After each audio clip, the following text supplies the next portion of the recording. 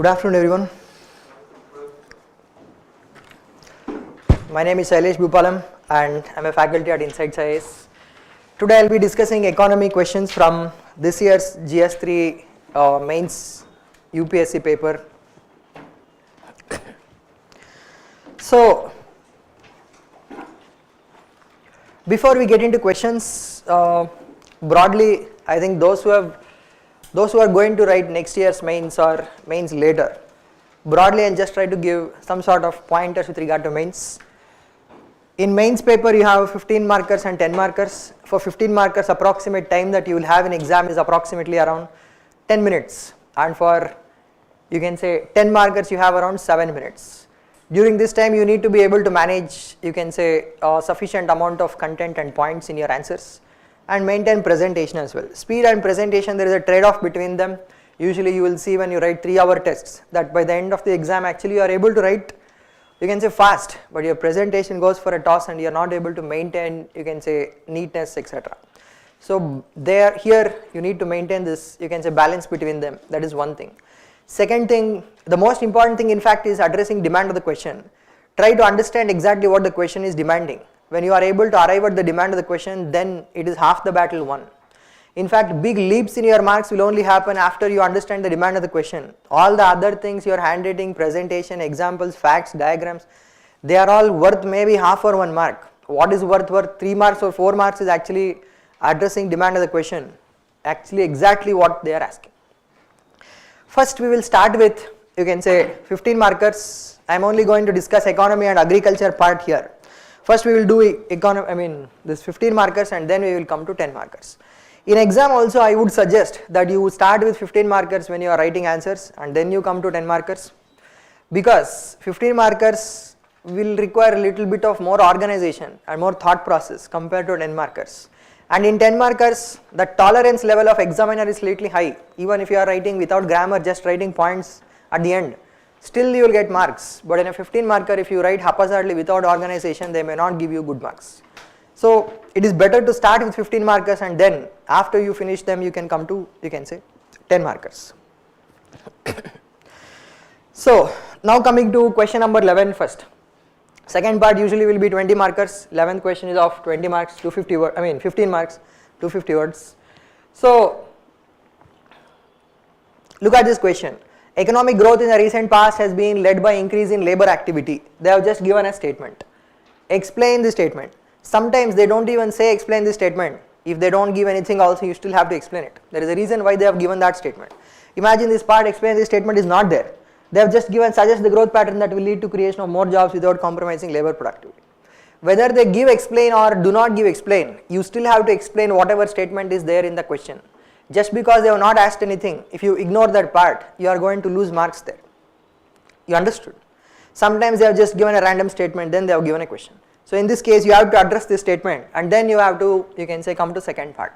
So in this, it is a 15 marker. Usually for 15 marker, what I suggest, there will be, actually for 15 marker, there will be 3 sides of a sheet.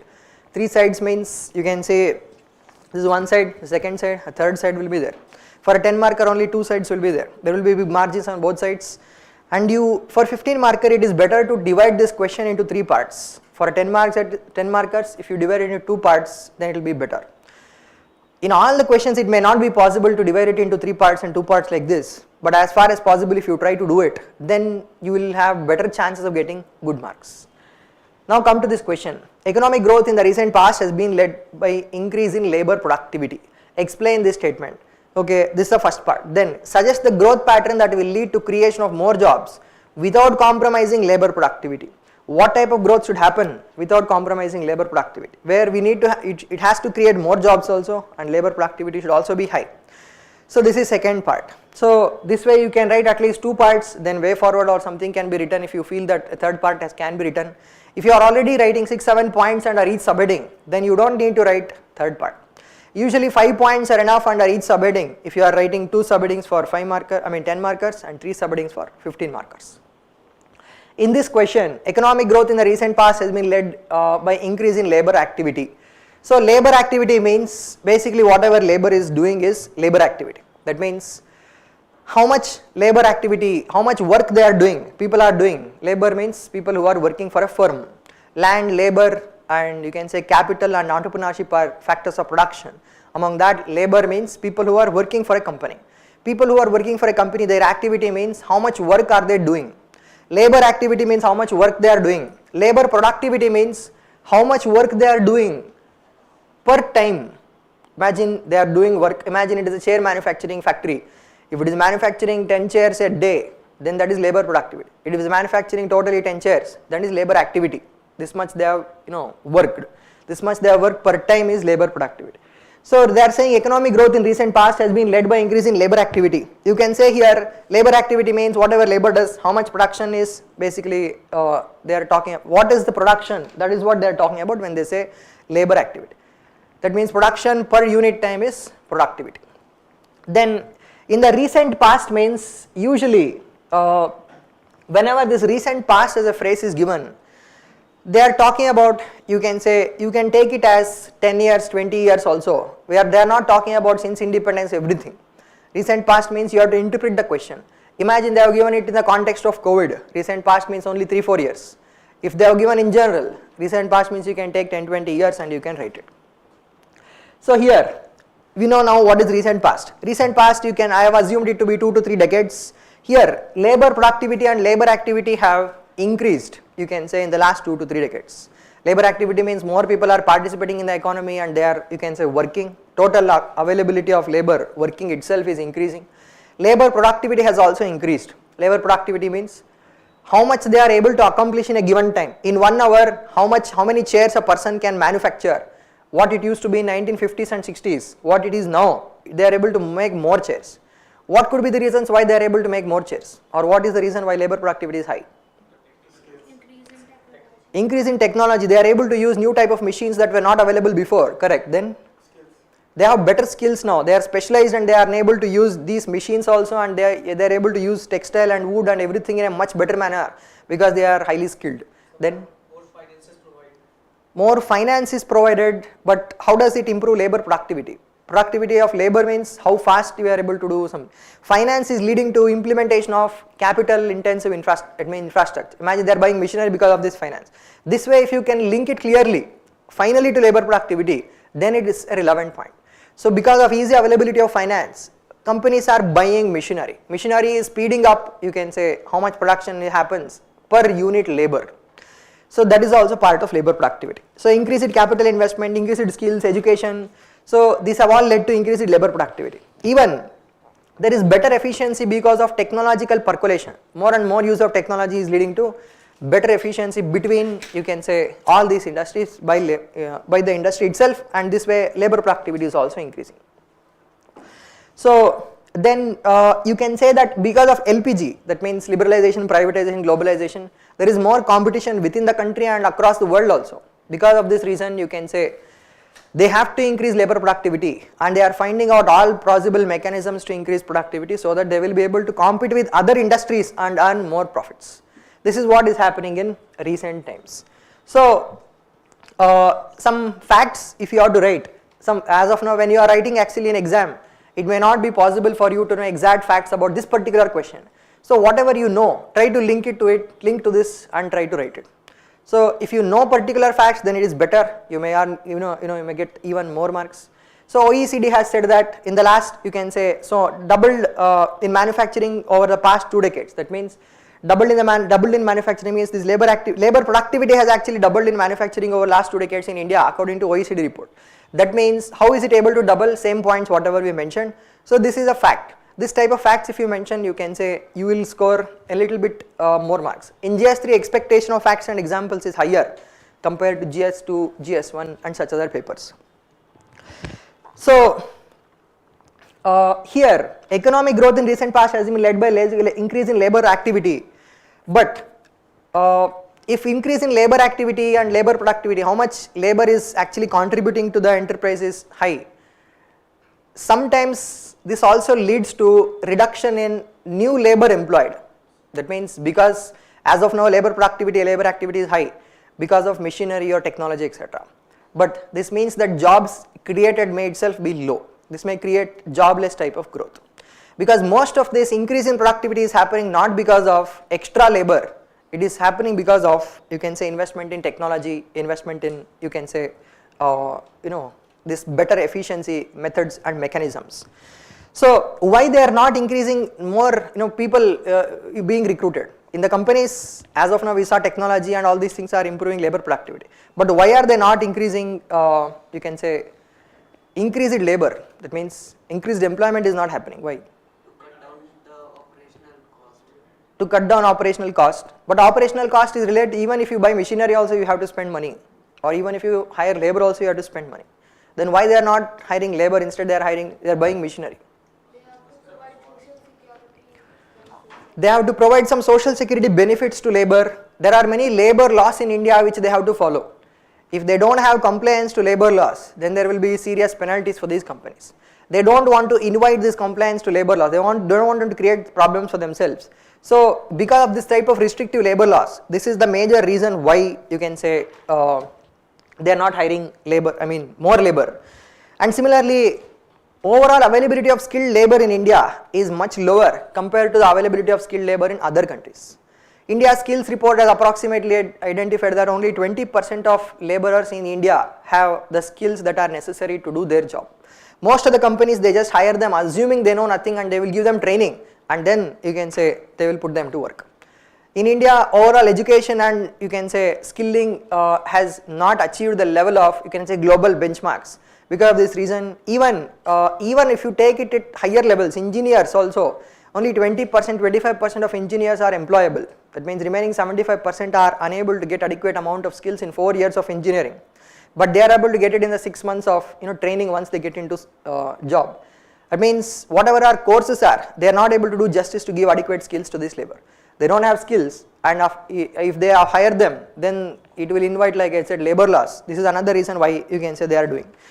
Third thing is, because of these labor laws, what happens is, it leads to a situation where exit of this company will become difficult. If they have hired more than a certain number of people, for example, there is one labor law which says that if they have hired more than 300 people, then to remove one person also after 300, they have to take permission from labor inspector. Imagine they want to close down this company. They need, you can say, no objection certificate from labor ministry, labor inspectors and such, because it is going to create unemployment. You understood? Because of all these type of problems, because of lack of skills and labor laws and such restrictions, they are not interested in hiring more labor. Instead, they are going for increased labor productivity.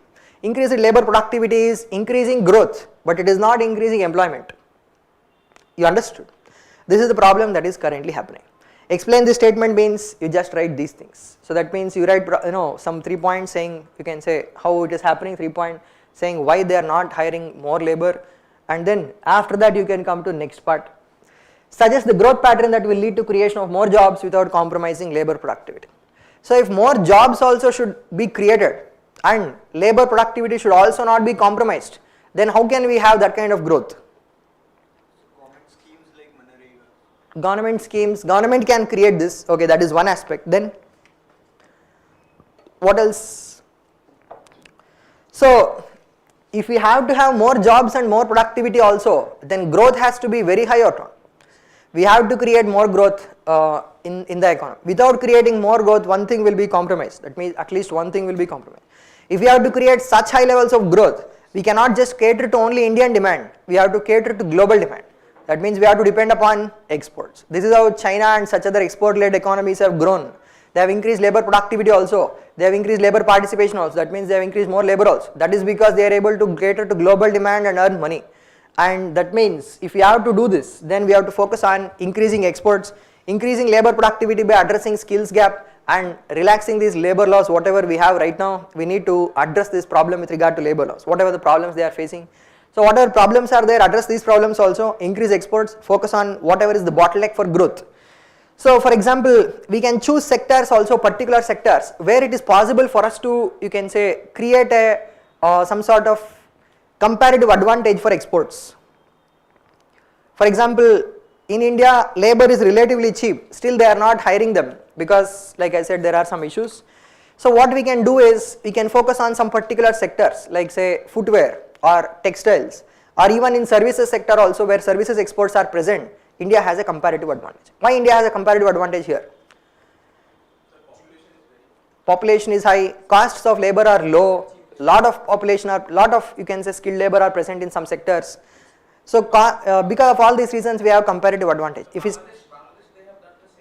yeah, so in Bangladesh for example they have done similar thing and they have tried to depend upon their labor through increase exports. In fact, Bangladesh is a competitor in the region for India with regard to export of textiles and footwear.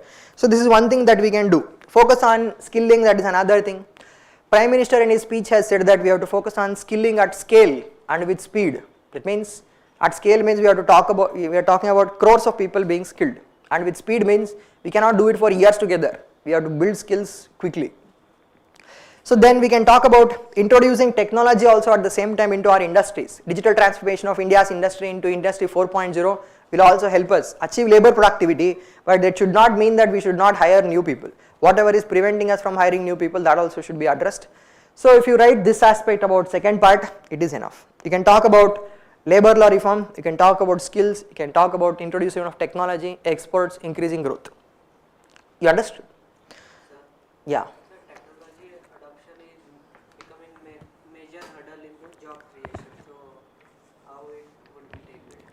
Technology is becoming a major hurdle in job creation. Okay. Even if technology is becoming major hurdle in job creation, we cannot stop technology. Imagine we don't implement technology. Imagine Bangladesh implements technology. Their textiles will be cheaper than Indian textiles. That means we cannot export as much. So it is no longer a choice for us, it is an obligation to adopt technology. After we adopted technology, then we have to think about how we can ensure that jobs will also not be lost. So that is the only thing that we can do. If we don't adopt automation, somebody else will, and their product will be more competitive compared to our product. You understood? So that is not something that we can compromise on. We have to adopt automation, technology, improve productivity. These things have to happen. But at the same time, we should also focus upon, you can say, improvement in employment as well. So this is, you can say, 11th question. Then you understood 11th question is clear. So we'll see the chat box here. Labor productivity is the same amount of production by how many labor? Labor productivity means how much production has happened per unit time. That is, you can say, labor productivity. So coming to 12th question. So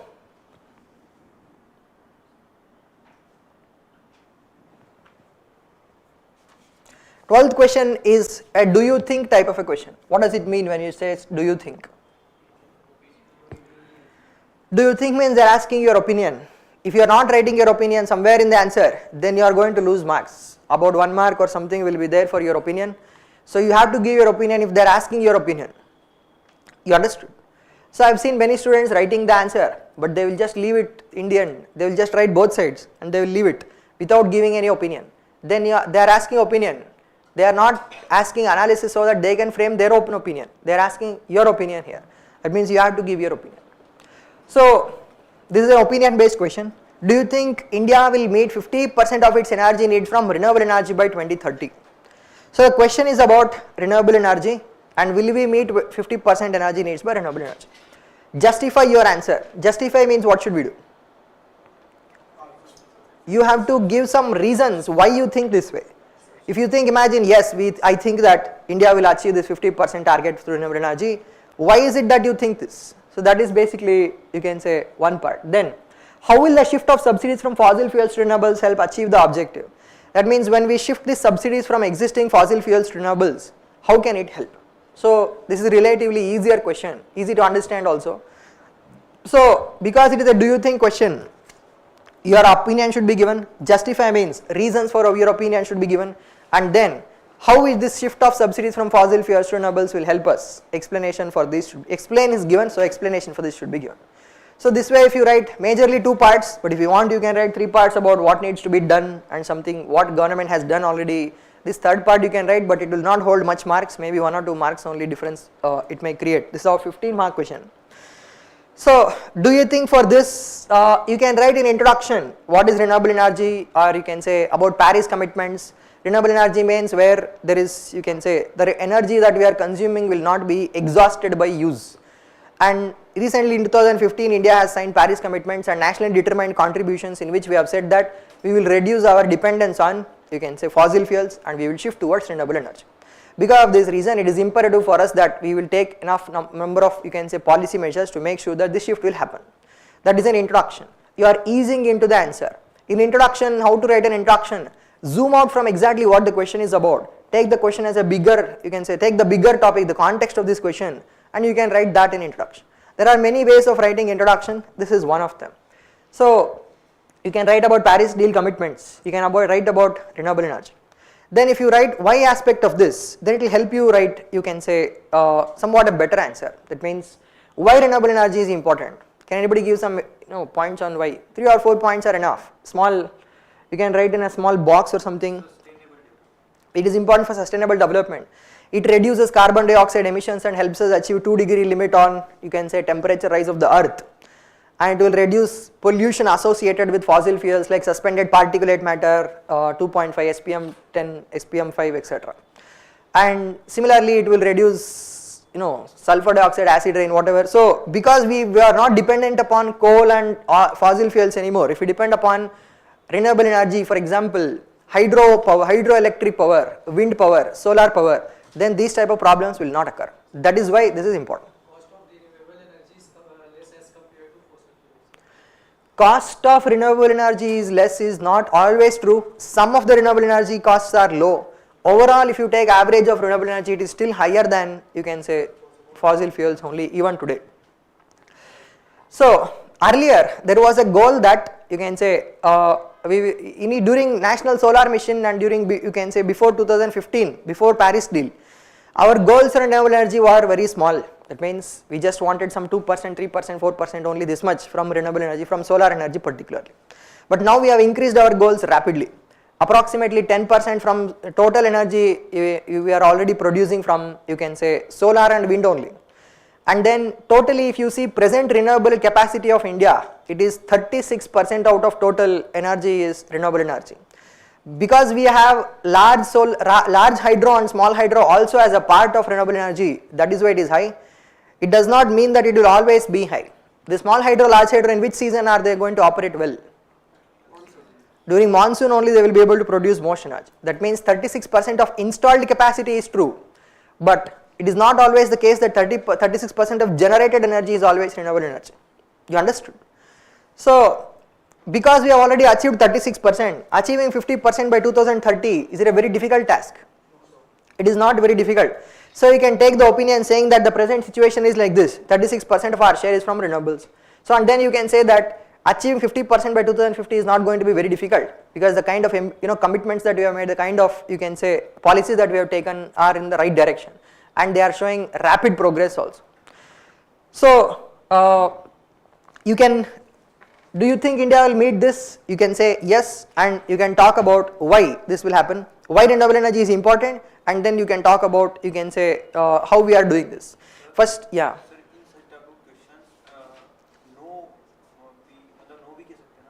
You can say no also here. If you find more reasons why imagine we have only 2% of renewable capacity right now, and if we can achieve 50% by 2050, then you can say no. Imagine a question is saying that, can we replace all the present vehicles by electric vehicles by 2030? It seems unlikely. So then you can say that same thing. No, I don't think it is possible. We can say all new vehicles by 2030 will be maybe possible to, it is possible if that is also an ambitious goal. But to replace every single vehicle in India with electric vehicles by 2030 may not be possible. So this is somewhat a goal which is somewhat possible, and that is why you can agree with it and you can say yes, it is possible to achieve it, because we already achieved 36%. Achieving 50% is not going to be that big of a problem if we put our mind to it. Initial goal of India, initial estimate of India actually by Niti Aayog was that under India energy security scenarios, they have done some sort of scenario planning. In this scenario, what would happen? So one of the scenario basically is that by 2050, 50% of our dependence will still be on coal. But now, because of our, you can say after 2015, huge amount of investments have been done into renewable energy, and the present situation is that we are estimating 33% dependence will be there on coal by 2050. So by 2030, if it is possible to achieve this 50%, you can say yes, I think it is possible. Whether we will achieve it or not is secondary. Is it possible right now is only what they are asking. You understood? It is possible if we do such and such things. What should we do? So that you can write about, you can say second part. The shift of subsidies from fossil fuels to renewables is also one aspect. What other points you can write here? So why is it possible? You can write about some points. There is high growth. As of now already 36% installed capacity is there, and high growth means among installed capacity in any given year, consider 2018-19. In that year 74% of all the new installed capacity was actually coming from renewable energy only. That means the kind of growth that is happening in renewable energy is high. Why is it high? Because of the consciousness that has happened, and people, a lot of investors are interested in renewable energy. Because of all these reasons, you can say growth that is happening is high.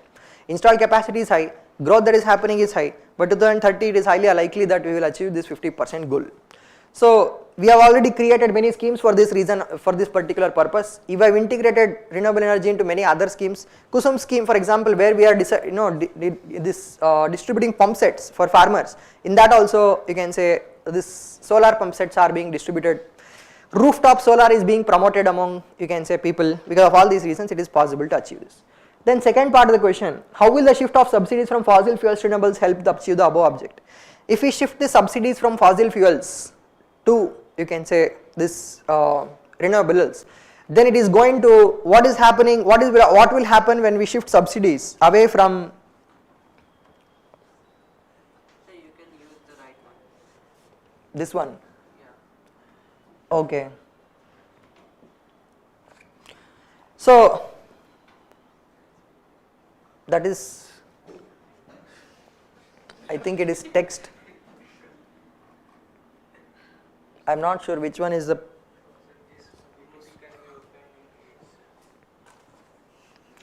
Okay, so consider it. Consider what is happening currently. As of now, there are a lot of fossil fuels on which there was subsidy. Recently, we have removed subsidy on these fossil fuels, gas, petrol, and diesel. But for many decades after independence, continuous subsidy was given. Because of this reason, you can say the price of these fossil fuels was kept low. That means people consumed mostly fossil fuels. But now, if we start giving subsidy to, you can say, renewable energy, as of now there is a tax on fossil fuels. That means excise duty is there on petrol and diesel. That means money is being collected by government, and then it is used to give. In some places we have started using this money to give subsidies to, you can say, solar panels and wind power and such other related infrastructure related to renewable energy. If we do this, what is going to happen? More people will be willing to buy these renewable energy sources because it is cheaper. If it is cheaper, the electricity produced by it is also cheaper. That means electricity produced by coal is getting costlier because of the tax. 400 rupee per ton tax is levied on coal. This is green tax, and subsidy is given whatever money collected. Using this money we are trying to give subsidies to, you can say, solar panels. So this way what happens is coal produced electricity, it will grow, you can say, in price like this, and at the same time you can say solar produced electricity price will keep going down. That means people will feel that buying solar is in the long term it is better for us. It is cheaper electricity. That means as consumer choice shifts from fossil fuels to, you can say, renewables, you can say major part of consumption demand will also shift towards, you can say, renewables, and that will change, you can say, massively how much consumption and production of renewable energy will actually happen, you can say, in India. So reduce our CAD, correct. So economically there are other arguments why we should shift towards renewables. It will reduce our current account deficit because we don't need to depend upon oil imports, and it gives jobs, less carbon footprint. So yeah, these are also other advantages. So with regard to how it will help us, you can say it brings behavior change, and people at one point when economically it becomes viable, imagine they will buy solar panels on EMI. If EMI becomes cheaper than, you can say, paying electricity bill, or EMI becomes equal to electricity bill, then majority of population across the country will start shifting towards solar panels. They just take a loan, they will pay EMI instead of paying electricity bill. Sir, yeah. As by the effort of government, is it possible even to India convert total renewable energy? Is it possible to totally convert to renewable energy? At this point by 2030 it is not possible. Even this is a difficult goal to achieve. Ever, okay, ever we are not sure, maybe it will be possible in future. currently there is an energy mix. Among that energy mix, we are trying to achieve 50% renewables. It is not an easy goal to achieve, but is it possible? You can say yes. At some point in future, maybe 100, 200 years later, maybe it is possible that we completely shift towards, you can say, renewables. Yeah. Points like job creation and other benefits, can you mention it, because it is mentioned how will the shifts of subsidies will help to achieve the above objective? Yeah. How will the shift of subsidies from fossil fuels help to achieve above objective? How will it shift? First is job creation and such, that is for first part. Here, do you think India will meet 50% of its energy needs from renewable energy? Before we address this question, why renewable energy is important, you can write 3-4 points that we discussed. After that you come to, do you think it will happen? Yes, it will happen because of such and such reasons. And then you come to second part, how the shift from subsidies will help. How it will help, like I said, it will change consumer behavior. It will change behavior because now renewables will become cheaper, and it will change producer behavior. We are giving production linked incentive scheme where solar panel production or windmill production is much cheaper now. And because it is, you can say, changing both consumption behavior and production behavior, and also we are taxing, you can say, where are we getting this subsidy money? We are taxing the competitor, that is, you can say, fossil fuels. So fossil fuel consumption is going to reduce, and there will be increased consumption of renewable energy. But renewable energy usually has some issues. For example, as of now we don't have proper battery technologies to store this renewable energy whatever is produced. We need to address this in future to be able to achieve this goal. And similarly, renewable energy has a problem called intermittence. That means you cannot generate solar energy 2 or 24 hours. When can you generate it? When the sun is up, that means during daytime only we can generate. You cannot generate wind energy throughout the year. In autumn season or when there is windy season, only then you can generate more. That means any type of renewable energy, you cannot generate, say, hydroelectricity during summer in many of the rivers. Because of all these reasons, you can see that there is intermittence. Sometimes more is generated, sometimes less is generated. Such problems are there for this, and also there is need for grid stability. As of now, whatever electricity grid we have, it is suited for stable production, stable consumption, because stable production is happening through coal-fired power plant. How much ever coal we throw into the coal-fired power plant, that much electricity is produced. If we start using this solar and wind, then sudden spikes of, you can say, production will happen, which will affect stability of the electric grid. So when we focus on all these things, when we address these issues, develop battery technology or develop some sort of alternate technology to store this electricity, and at the same time address this so to address intermittence, some solutions have been proposed, like solar and wind we will keep at the same place, so that during some summer season we will generate more solar energy, during autumn season we will generate more wind energy. So this way basically some solutions have been created. If we address these problems, then we can achieve this, you can say, 50% energy from renewable energy. You understood this? So here 15 marks, question is, do you think? That means you have to address, it is an opinion based type of a question. So next, yeah. The drawbacks also need to be written in this question. Because it is a 15 marker, you can write some drawbacks or what challenges we need to overcome to address to achieve this 50%. You don't need to write it as drawbacks. You can say yes, it is possible to achieve this, but if we can overcome these challenges, then it is possible to achieve it. So you can write a lot of challenges. We discussed 3-4 challenges. Other than that, you can write about financing of this and then manufacturing of equipment within India. If we don't have technology, we have to import from other countries.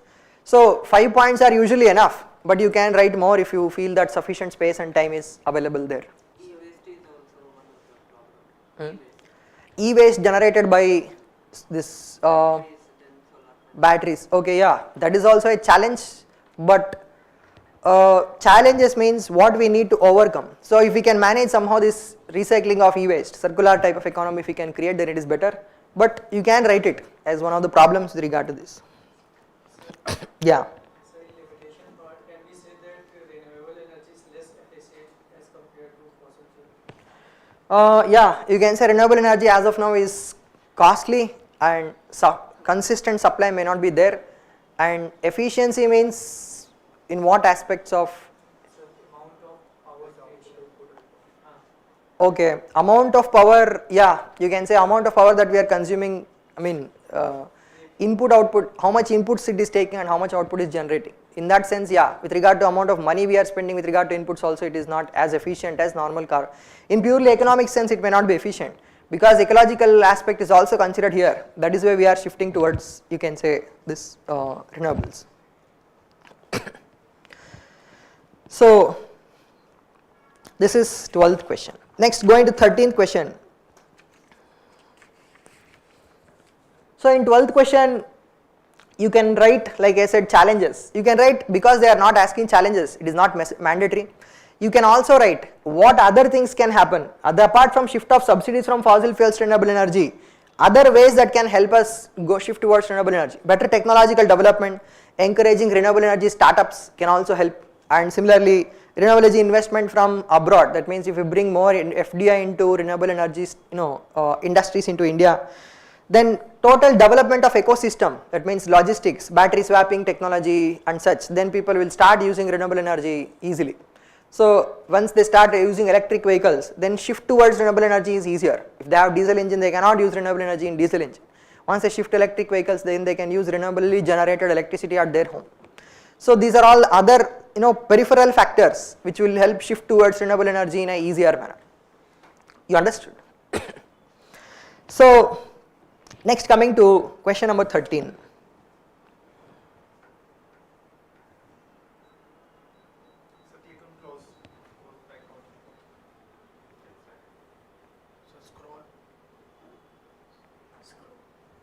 Okay. Okay, question number 13. What are the main bottlenecks in upstream and downstream process of marketing of agricultural products in India? This is a very simple and straightforward type of question.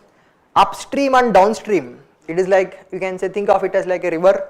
Upstream means as of now we are at a particular point, and downstream means after this point whatever comes, you can say downstream.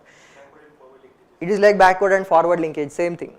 So marketing of agricultural products. So product of agriculture, upstream of agricultural product will be before production of this agricultural product, whatever is necessary as inputs to agriculture, they are all upstream activities.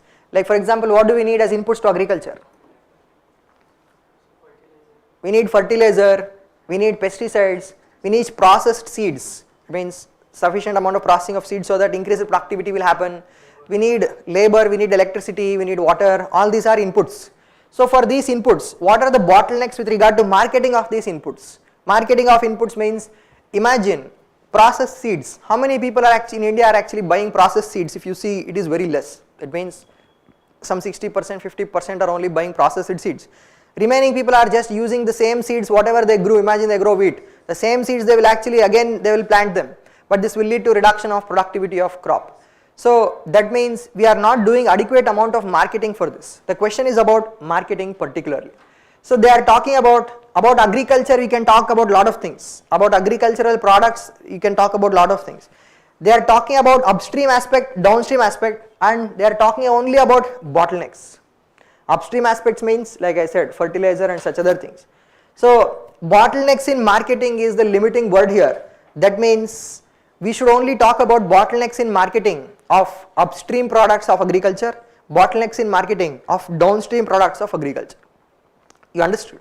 If you write other things about agriculture, you are deviating from the demand of the question. Can we write storage and logistics concern? Yes, storage and logistics are downstream activities. After agriculture has activity is over, we have already produced this good, then storage, logistics will come into picture. Before that, you can say upstream bottlenecks.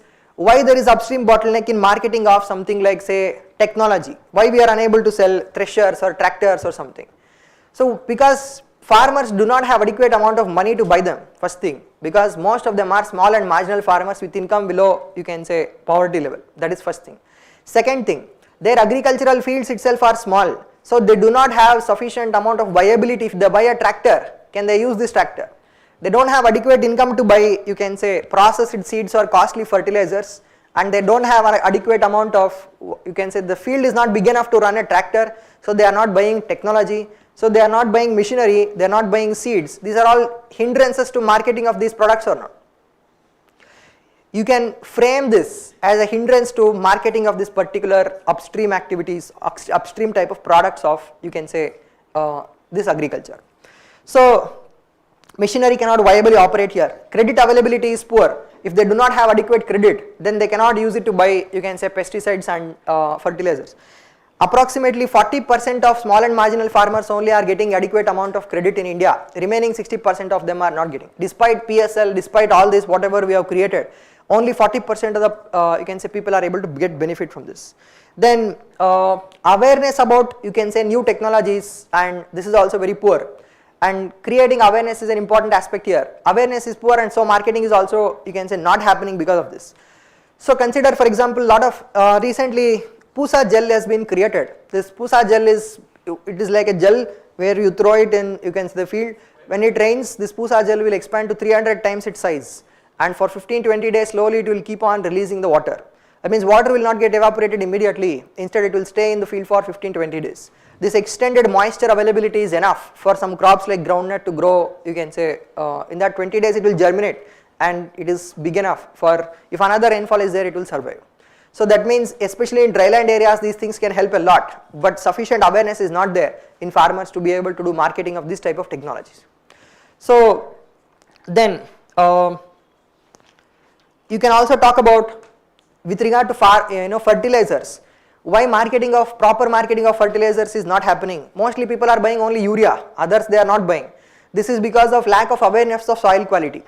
For example, recently we have created soil health card and such other mechanisms to address this problem, but poor awareness about soil quality and NPK ratio that is necessary, these are all hindrances to agricultural marketing of upstream products. Then you come to second part, that is downstream products. What are downstream products in agriculture, or what are downstream activities? So downstream process will be transport. So with regard to transport, with regard to storage, and with regard to processing, so here also you can say problems are there with regard to marketing of agricultural products, downstream process issues. So when we are trying to market these agricultural products, you can say this downstream process itself is becoming somewhat difficult, because sufficient amount of logistics has not developed in India because of Essential Commodities Act. You can say we have Essential Commodities Act has limited the amount of, you can say, storage that we can have, and this has led to large warehouses not developing. This is one storage related problem. Then logistics is costly. Overall logistics costs are a big chunk of vegetable and fruits, or you can say whatever agricultural produce costs are. In many cases you might have seen where farmers are dumping these products on the road because logistics or transport cost itself is higher than whatever profit they are going to get because of this. So this is, you can say, transport related costs. And if you see how much actually farmer is able to get, you can say, as money, in India 20% of the retail price of an agricultural product is on an average what farmer gets. Imagine apples are 100 rupees. Farmer is actually getting only 20 rupees for that 1 kg of apple in, you can say, at the farm. People are paying 100 rupees. That means most money is going where? It is going into some middlemen or transport or storage and such other activities, whatever happens in the middle. And so there is, you can say, this sort of problem. There is lack of information on prices. There is information asymmetry between, you can say, middlemen and farmers. And there are also APMC related problems here. APMC is, you can say, in many states APMC has monopoly with regard to agricultural produce marketing. And APMCs can only buy these products, but they are themselves are acting like middlemen. That means they are exploiting farmers instead of helping farmers. This is also leading to problems with regard to, you can say, downstream agricultural marketing of these products. Then MSP has been created to help farmers market their products easily, but MSP is also helping only 6% of farmers, according to, you can say, Shantakumar committee, which gave a report on this entire MSP PDS system. It said that only 6% farmers are actually benefiting from this MSP. So this is, and you can also talk about, say, contract farming. In India, contract farming is not well developed because we have not created proper institutional structure. In some states they have developed it. For example, PepsiCo is growing potatoes and tomatoes for, you can say, ketchup, etc., potatoes for Lays. So this is possible in some states where large tracts of land are there, like Punjab, where rich farmers are there. They are going for contract farming. But in many of the states they have not implemented it. Out of the 3 farm bills, central government tried to implement it later, you can say, because of farm protests they stopped this. So this contract farming could have created proper marketing easily, but it has not been implemented because of, you can say, challenges. So these are, yeah. Lack of irrigation canal also. Irrigation canal is related to agriculture, but it is not exactly related to marketing of agricultural produce. So here because marketing is there, upstream means inputs marketing, downstream means after the agricultural product has been created, the marketing of that particular product, only that much. We have to narrow down the answer to only that much and write points only about that much. So, yeah.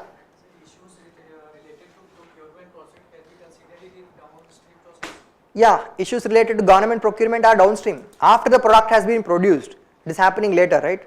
So it is downstream only. Upstream means before the production of a particular product, before the production of agricultural product, whatever has happened. That means buying of fertilizers, buying of seeds, inputs whatever we buy, why marketing of these inputs is not happening properly. So this way we can take this question. 2 parts we have done. You can write way forward here. So farm to fork startups have been created, farmization and such. We need to promote such startups, and we need to, you can say, remove this middleman, reduce the distance between, you can say, farmer to consumer, and we need to improve price realization of farmer from existing 20% to some 50-60%. Then you can say farmers will be able to use this money to invest in all the other inputs, better type of inputs. So Essential Commodities Act amendment, such other things also you can mention in way forward. Whatever problems we have seen here, in way forward what exactly you do is you try to address these problems. When you address these problems, then you can write conclusion. So this is 13th question. Then question number 14. What is integrated farming system? How is it helpful to small and marginal farmers in India? This is also very simple, direct, straightforward type of question. Integrated farming system means along with farm, usually farmers will have goats and chicken and you can say some cows, bulls, that is basically fish also sometimes they will have. That means everything together in a single farm. Integrated farming system means agriculture being done along with livestock rearing, poultry, you can say pisciculture, sometimes they will do apiculture also. What is apiculture? Beekeeping. If they are growing flowers, bees will be kept there, flowers pollinate, bees will pollinate these flowering plants, it is good for plants, and they will extract honey, it is good for the bees, and it is good for people who will take this, you can say, honey also. That means basically it is a synergistic system is being created between all these, you can say, entities. For example, how will, you can say, livestock help? Livestock, imagine cow dung is used as fertilizer in agriculture, and the fodder of this remaining part of the crop which the farmers are not using is given as fodder. So this way it is creating a synergy between them or not. Even chicken are just allowed to feed on, you can say, in the field. So chicken, what they do is they eat all the pests in the field. So pests will reduce and chicken will get good nutrition and it will grow bigger. It is good for, you can say, there is a synergy between them as well. In many cases even fish are grown in fish tanks and this water is let out into, you can say, the same water they will keep recycling the water, it is let out into the field. So this fish, it would have, you can say, created some extra nutrients, nitrogenous nutrients will be present in this fish water, fish pond water will be sent into the field. So that is good for, it is fertigation. Fertilization plus irrigation happens at the same time because this fish water is, you can say, being sent into the field. So some feed for the fish also is coming from stem of this crop or something, and this way they will keep on doing recycling like this. This way they don't need to buy inputs at all. Everything is happening within the field. You understood? Agriculture product waste like convert to decompose. Correct. So agricultural waste can be used as, you can say, it is used as food for, you can say, livestock, or it can also be used as, you can say, some sort of composting can be done as well. So this integrated farming in India, many tribes are practicing since a long time. For example, Apatani tribe in northeast, I think in Meghalaya, they grow rice and fish together because rice, flooded fields are necessary for the growing of rice. They even grow fish also along with this in the same field. So this is an example of a, you can say, small scale type of integrated farming. What are the benefits to farmers? So what is integrated farming system means you just write this much, that this way we will grow everything together. Why we are growing everything together? You write some reasons. Example, this Apatani tribe we saw, or fish tank using separate being used, or livestock kept there. So these are all examples of integrated farming. What is integrated farming system? This much is enough. How is it helpful to small and marginal farmers in India? So the question could have been how is it helpful in general, but they have particularly asked for small and marginal farmers. That means in general you can talk about it a lot of points can be written, but your point should be particularly how is it relevant only to small and marginal farmers. Any point that you write, you should link exactly how is it helpful to small and marginal farmers in particular as well. Then you will get more marks.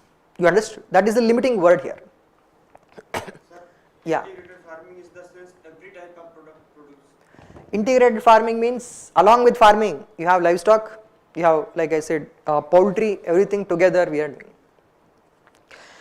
So what are the benefits here? One major benefit is economies of scope. You might have heard of economies of scale. Scale means when you produce more, unit cost will reduce. That means the cost will reduce and you can make more profit. Economies of scope means using existing resources itself, what else extra things can you produce? Imagine you are already growing crops, you can grow chicken easily without extra feed for them. You can just allow the chicken to live there and they will survive. So that is economies of scope. Without adding extra inputs, you are growing something else. So you can have cows without spending extra money on, you can say, feeding these cows. That is by using fodder here. All these aspects are economies of scope. Byproducts of some, you can say, existing main product can be used to create other products. This is called as economies of scope. So this economies of scope is major advantage. Then you can say it will increase incomes of farmers or not. It is going to increase incomes. It will reduce vulnerability of debt trap, and it is going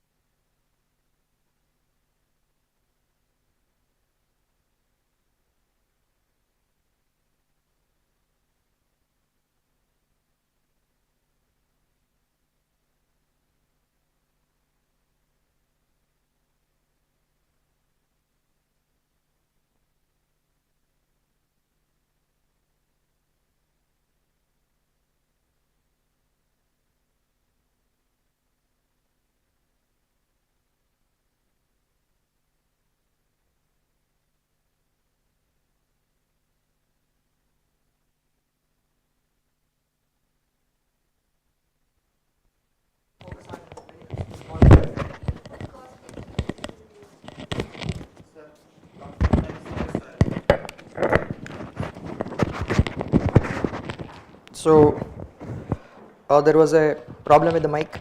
So now we are back. Yeah. So advantages here. Benefits to small and marginal farmers. Yeah. Can we say that integrated farming system leads to increase in the skills of small and marginal farmers? Increase in skills of small and marginal farmers. You can say, but Going to produce new things and more things. correct. You can write it, but that is, you can say it is a smaller point. Bigger point would be increase in incomes, reduction of risk. Why risk will reduce? Imagine pest attack happens and farm is destroyed. First of all, pest attack will reduce because of chicken eating this pest or something. Second thing, even if farm is destroyed, people income will not completely be lost because at least they have this chicken and cows and such other things.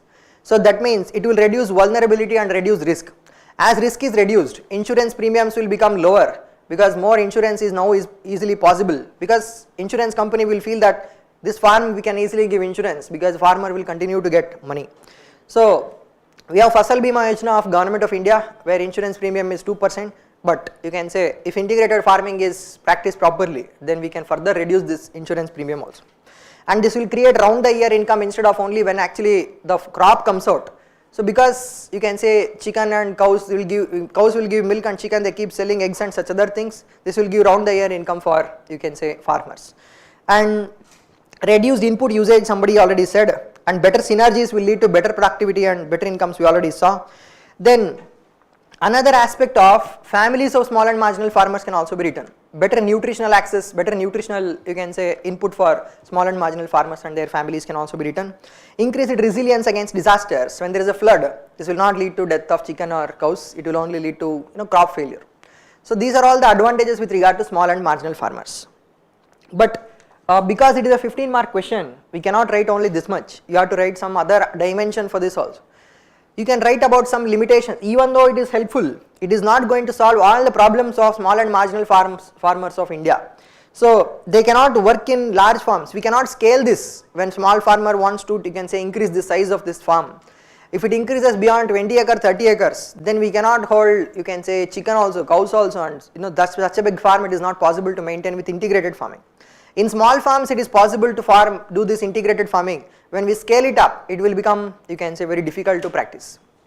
And then there is need for more labor because a lot of work is involved in growing, so you can say all of them together. Some need of management is there. It is not like a crop which will grow as you just put some water and it will grow. So there is a need for somebody to take care of, you can say, this chicken or fish or bees or whatever cows they are growing. And it is not a single solution to all issues of small and marginal farmers. A lot of other things also need to be done. You can write some points with regard to what all needs to be done with regard to small and marginal farmers. If you have not written enough points for the first part, if you already written 7-8 points for the first part and you are writing 3-4 points in the second part, then this is enough. So apart from this, nothing else is necessary. So integrated farming system, what is it? How is it helpful to small and marginal farmers? A lot of points here. And then it is not going to solve all the problems because it can only work in certain situations. In a small farm it can work, in large farm it cannot work, more labor is necessary and such other issues you can mention, then you write conclusion. So this is question 14. Then this is about, you can say, 15 markers. Then we can go to this 10 marks questions. Like I said, usually most of the students will write 10 markers in second half of the paper.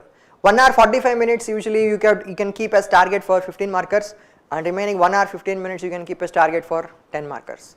So you will get 7 minutes approximately for each 10 marker.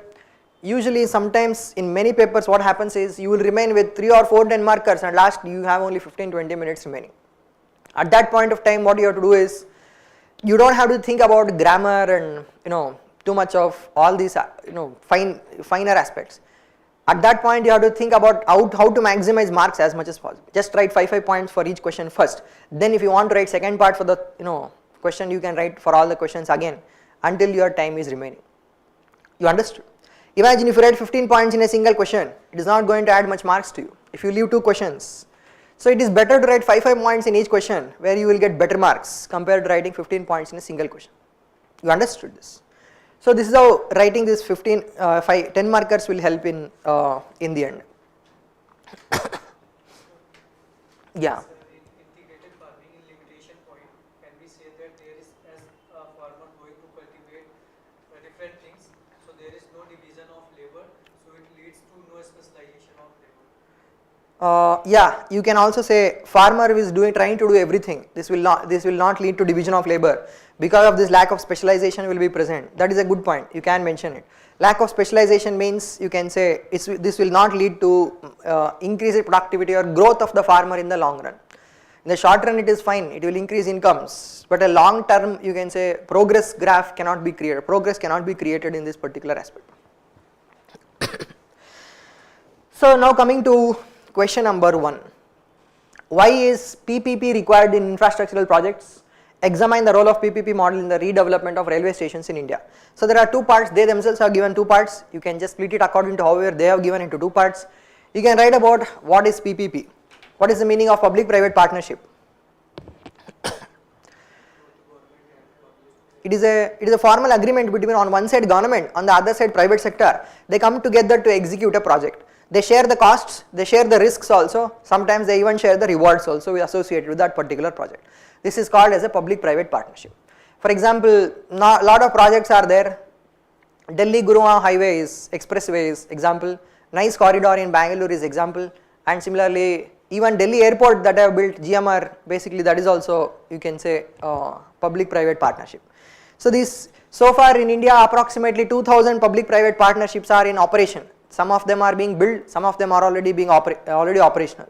So this way you are writing about public-private partnership in the beginning. Then you can also write why PPP is important. That means usually this why aspect should not take too much of space. You should use minimum amount of space, but you should write maximum dense information. Why PPP? Why we should go for PPP in the first place? PPP brings together best of both worlds of government on one side and private sector on the other. What can government bring to the table? It does land acquisition. It gives easy clearances and quick permissions will be given, and sometimes it will also invest some money. Then what does private sector bring to the table? Private sector is, it will bring new technology. It will bring specific knowledge that it has rather than government having generic knowledge. And it will bring, you can say, efficiency. It will bring majority of resources also. So using all these things, we will be able to execute a project in a better manner rather than any one of them executing a project. That is why PPP is popular not only in India, in many countries like Brazil, South Africa, Russia, in majority of the developing world, PPP is the major mode of development of large projects today in 2022. So this is about, you can say, what is this PPP? Why is PPP required in infrastructural projects? So you can talk about, you can say, if we use this PPP, what will be the advantage? It is going to reduce the time taken compared to government executing the project, because private sector will be able to bring resources and technology. It is going to increase, you can say, reduce the cost for government also. For example, in hybrid annuity projects, government spends only 40% and remaining 60% money is spent by private sector. So cost associated for government also reduces. Increasing the number of projects executed by government can happen at the short amount of time, because they are allotting these projects to multiple private players, all of them parallelly get completed. And then reduction of risk. How it will reduce risk for government?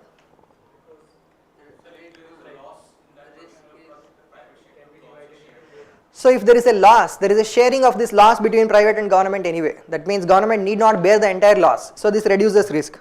Increasing the use of technology, because private sector means even Indian and international private sector is also invited in to participate in development of infrastructure. This will lead to use of world-class technology. Increasing innovation, and you can say new models will be used because they have experience in doing this in other countries. They can bring them to India, private sector. Then reduced burden on government and increase in efficiency of implementation of these projects. So you can give examples of some PPP projects that you have personally seen, you can easily remember them. So those things are enough. If you give 2 or 3 examples of PPP projects in your answers, it is simple, it is enough. Hyderabad Metro, Jawaharlal Nehru Port Trust is being operated under PPP project currently. So then Nice Corridor, Delhi Airport, all these things are, you can say, examples of PPP projects. This is first part. Then come to second part. Examine the role of PPP model in redevelopment of railway stations in India. So examine means take a close look at this particular, you can say, PPP projects in redevelopment of railway stations. So how you can talk about how it will help. If we use PPP model for redevelopment of railway stations, it is going to bring increased investment into improvement of railway stations into India, and it will improve, you can say, technology also, bring new technology also. It will improve the land use that, you can say, that government can do. For example, more than 4 lakh hectares of land is owned by railways in India, and this land is lying unused because we are not using it, especially around stations. The land can be utilized properly by, you can say, private sector players if they are allowed to, you can say, redevelop these stations. That means they can build some sort of a mall. For example, there is a recently there was this Gandhinagar railway station. They have built it like airport, and on top of this railway station they have built a hotel, Leela Gandhinagar. That means this is example of redevelopment through PPP project, where you can say world-class railway stations can be built. So if we depend upon only existing know-how of Indian railways, we may not be able to build better railways. If we use PPP projects, all the advantages we just saw just now, all this will be brought into, you can say, railway redevelopment. So then this will lead to railway modernization, and we can increase non-fare revenue of railways. Non-fare revenue means other than tickets. Imagine redevelopment of this railway happens in such a way, some mall type of a thing is built around this railway station. Lot of people automatically come through this railway, they have to go through this mall. This will increase traffic to the mall, and at the same time these small shops can be rented out by Indian Railways. This is an extra income for, you can say, Indian Railways. So that means if we can do redevelopment in this manner, then it is going to create a win-win situation for everybody. So these are all, you can say, examples of modernization and redevelopment that can be done. This will increase profits for both government and private sector, reduce resource allocation by government. Government need not spend most money here. Government spends a part of the money, remaining part of the money will be spent by private sector. So quality of services of people will also improve, because people will be more satisfied when clean and well structured and well designed railway stations are built. So then finally you can also say, in conclusion, you can write that by using PPP project to redevelop our railway stations, not only we can make sure that, you can say, use of this land will happen in a better manner, use of this, you can say, assets of government, but it will free up the resources of government. Instead of government itself directly spending it, it will free up the resource of government to spend on other important goals. So railways may spend on, you can say, creating new trains, or this money can be, you can say, used for subsidizing tickets for the poor, whatever social goals that we are trying to achieve. You understood? So this way, if you write for most of the PPP, first part of, you can say, the question, why PPP, advantages of PPP, you can write in a small space. Most PPP related questions you write in, you can say, similar manner. So this is, you can say, first question. Next, coming to second question, is inclusive growth possible under market economy? State the significance of financial inclusion in achieving economic growth in India. This is a very popular question in UPSC. They've asked it as essay once, they've asked it as another question in 15 marker once, now they've asked it as 10 marker. That means you can see that the same type of theme is recurring. They will ask again, but they will just change the name in you can say, instead of inclusive growth, they will talk about inclusion, or they will talk about, instead of market economy, they will talk about capitalism or something like this. And they will ask again in a different manner, because it is an ideological and opinion oriented type of question. You understood this? So is inclusive growth possible under market economy? It is an opinion based question. Is it possible or is it not possible? This sort of a question. So you cannot here, you can say, you cannot say yes, it is possible if using purely market economy. You cannot say no, it is not possible using purely market economy also. What you can say is, you can say that market economy helps, you can say, achieve inclusive growth if regulation and facilitation is done by government at the same time. That means market should be allowed to operate.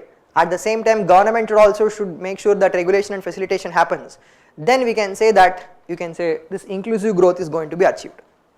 So this sort of a stand is somewhat safer, because either you are neither leaning towards, you can say, statism, or you are not leaning towards completely market oriented policy as well. So here initially we can talk about what is inclusive growth. Inclusive growth means what? Meaning of inclusive growth. All sections of society will get the benefits of growth, that is inclusive growth. Then you can talk about what exactly is market economy also. When voluntary transactions are happening between people without any coercion or restrictions, that sort of an economy is called as market economy. Can market economy always lead to inclusive growth?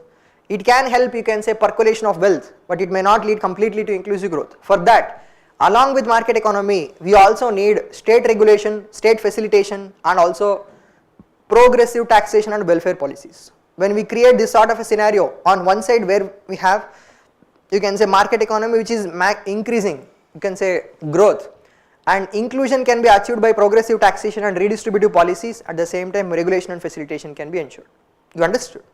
So on one side, market economy will generate growth. This generated growth can be distributed across people through, you can say, progressive taxation and redistributive policies. So this way is much better type of approach rather than taking any one particular side in this particular answer. So inclusive growth is possible if market can, in market economy, along with this side of regulation, facilitation, progressive taxation, redistribution. Then what market actually does here, what state actually does, you can clarify clearly.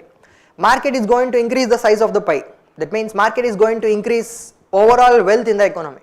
How does it do it? It increases production, it increases growth, it increases overall wealth. Everybody gets more money. This money can be redistributed by government, and at the same time, it will make sure market will not create negative impact on anybody else by regulation and facilitation. So this is how we are going to address. Even market, because it is creating surplus wealth, it will focus on research and development and help in further growth. And It also creates to some extent employment and helps in getting the fruits of this growth into many people's hands, helping in development. So but by itself, if you leave market alone, market economy alone, it may not create inclusive growth always. It will lead to exclusion, it will lead to concentration of wealth. For example, Oxfam report has identified that 1% of population hold more than 38% of wealth in India. How? Because market economy favors people who are already rich. That means market economy is important to generate wealth, but along with that we would also need, you can say, government's policies to redistribute this wealth. So market economy purely, it may lead to concentration of wealth, negative impact on environment. You can give example of, you can say, any environment related aspects, like say you can say release of carbon dioxide, because they are not self-regulating. People will try to do whatever is cheaper even if it is carbon intensive, or you can say market will try to do whatever is cheaper even if it is carbon intensive. So oil spills, you can give that as an example where companies have led to oil spills leading to destruction of environment. Similarly, it may lead to negative impact on society also, negative impact on human health and such other things. Imagine food poisoning created by some food products which have not focused enough on quality. So these type of things are happening in market economy. Why? Because sufficient amount of regulation facilitation, if it is not there from government, then these type of things will happen. Inclusive growth can happen along with market economy only when, you can say, government participation is also present, then we can achieve inclusive growth. So this is first part. Then there is second part of this question also. State the significance of financial inclusion in achieving economic growth. How can financial inclusion achieve, you can say, this economic growth in India? Can you answer this question? It creates money multiplier effect and increase money supply in the economy. So increased money supply creates more demand and more, you can say, production. That is one aspect. Then it will help government provide, government get easy loans, because most of the loans are given by banks to government, because most of the bonds are bought by who? Banks. More people would be included in economic activity. More people will be included in economic activity. Think of it like this, think of it from a stakeholder perspective. There is depositor. How does it help depositors? Depositors will not be affected by inflation as worstly as, imagine they have kept cash with them. Without financial inclusion, they will be affected by inflation or not. What is happening to value of their money? It is reducing. So if they deposit money into the bank, then they will be protected from inflation to some extent, and also they will, you can say, they will be able to easily access the services of the bank because already they have an account. And a person who is taking a loan, he is getting easy access to credit. Because of easy access to credit, he is investing in the economy and producing in the economy. As investment and production happens, economic growth will happen. And government will also get easy loans from the bank, because now savings of the people are mobilized into the bank. As government gets more investment, more money available, then government will invest in infrastructure and such other things which are helpful for growth. So this way you can see that money multiplier effect is increased and more money is available, you can say, from the bank easily, you can say, across the country. Money supply is increased. So this also is, you can say, one more reason. It will also provide data to government with regard to people's transactions, and tax collection can also improve. Tax collection improves and this money can be utilized for growth as well. And also people who have access to finance will also increase access to insurance. Access to insurance will lead to reduction of concentrated risk in only poor people's hands. This risk will, you can say, spread thin, and reduction of this risk will happen. So when they buy insurance, what is actually happening? They are reducing their risk. Because they have bought insurance, they have reduced their worst case scenario. Imagine a person has a cow which is worth 1 lakh. If he buys 500 rupee worth of insurance, if the cow dies, the worst case scenario is he will get back at least 80,000 rupee money. You understood? If he does not buy insurance, then the entire 1 lakh is lost. So basically they are improving their worst case scenario by buying insurance, and that means they are reducing their risk. So this risk reduction can only happen if they have access to bank accounts and access to insurance facilities. So financial inclusion is, you can easily buy now this sort of insurance from their existing bank account itself. So these are all, you can say, advantages, you can say, for growth through financial inclusion. So government can specifically focus on economically weaker. Correct. So government can focus, if they have given achieving inclusive growth in India, then you can talk about particularly inclusive growth aspects. But here they have not given inclusive growth. They have given financial inclusion, achieving economic growth. Economic growth means general economic growth. So you can talk about general points as well. In general, how it will improve economic growth, how it will increase demand, and you can say help achieve virtuous cycle. So you can also talk about RBI's control over the entire economy will increase as financial inclusion increases, and RBI can easily help achieve growth by controlling the entire money supply in the economy according to the cycle that is running, whether it is vicious cycle or virtuous cycle. You understood?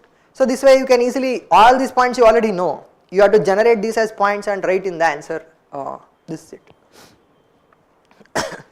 So this is second part here. So we saw here first part is inclusive growth possible under market economy. Here they have set a trap here. Consider is inclusive growth possible under market economy? You are still thinking about this question. Then you read, state the significance of financial inclusion in achieving economic growth in India. You will feel that how financial inclusion helps in inclusive growth is the question, and then you will write answer to that question. You have to make sure that you weigh each and every single word and address exactly what they are asking. This question is a broader question on in general entire economic growth. They are not just talking about inclusive growth. If it is about only inclusive growth, then the points will be slightly different. Then we will talk about PSL, they will talk about differential rate of interest and such other schemes also we have created where you can say financial inclusion will lead to easy access of loans and all the other points. But here it is about general economic growth in the country. You understood? Sir, in the financial inclusion, can we mention about minimum income assurance as well? Minimum income assurance is not yet a, you can say, part of policy. In future, financial inclusion will help us achieve this universal basic income or some these type of policies can also be possible. So how these policies will lead to growth in India, if they are asking about inclusive growth, then you can talk about like this. But in general, how it leads to growth, you have to link it like that clearly. That means it will increase demand overall in the country. It will not lead to reduction of demand because continuous flow of money will happen. So this way you can write it. So this is second question. In conclusion, you can write about Jan Dhan Yojana is a step in the right direction which has helped, you can say, achieve financial inclusion also, inclusive growth also at the same time, because it is some common factor between both parts of the question. You can write a conclusion like this. Then coming to third question, what are the major challenges of PDS in India? How can it be made effective and transparent? You can see the question is very simple, direct question. About PDS you can write a lot of things, but what are they asking? They are only asking challenges of PDS and how can it be made effective and transparent. They are given two keywords, effective and transparent. What is the meaning of effective here?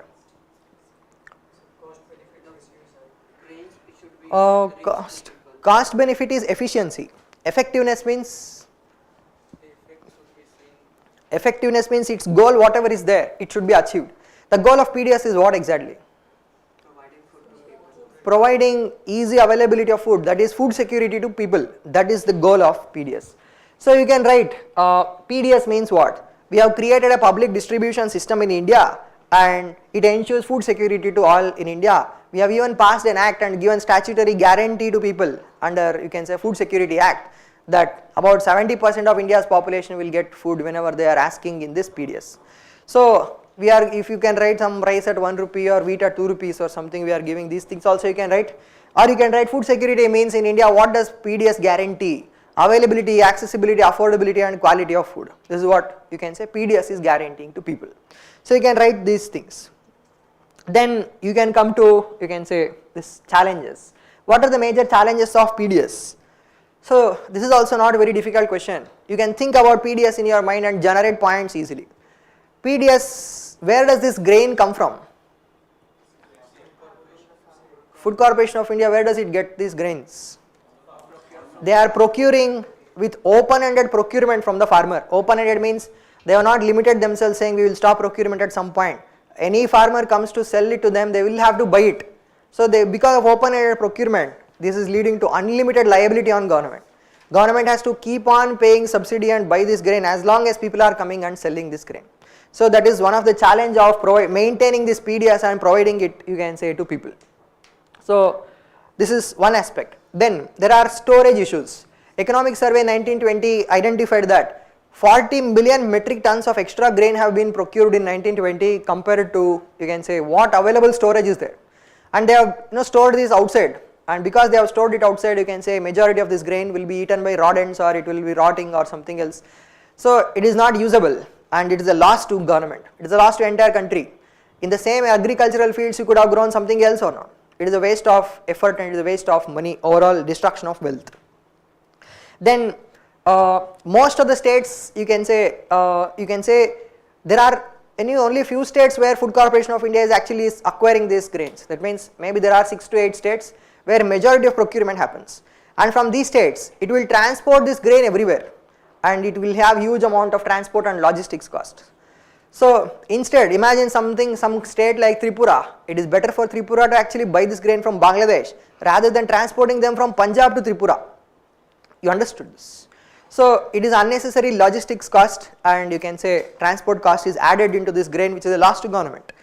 And corruption is also there. Shantakumar committee has identified that 46% of the grain is not reaching the poor. The remaining grain is only reaching the poor, which means that approximately 50% only, you can say, money is going for corruption.